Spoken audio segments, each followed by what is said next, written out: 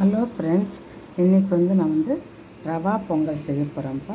அதுக்கு நான் ரவை எடுத்து வச்சுருக்கேன். நான் ஒரு டம்ளர் சிறுபருப்பு போட்டிருக்கேன் ஃப்ரெண்ட். நம்ம ரவை கொஞ்சம் நெய் விட்டு வறுத்துக்கலாம் ஃப்ரெண்ட். நம்மளுக்கு சூப்பராக நல்லா குழஞ்சிடுச்சுப்பா. இப்போ நம்ம இந்த ரவையை போட்டுடலாம். நம்ம கொஞ்சம் பெருங்காயம் போடலப்பா. இப்போ நம்ம பொங்கலுக்கு நெய் ஊற்றலாம்ப்பா. நெய் பொங்கல் செய்யலாம். இப்போ நம்மளுக்கு நல்லா நெய் காஞ்சிடுச்சுப்பா. இஞ்சி, பச்சை மிளகாய், கருவேப்பிலை போடுறேன்.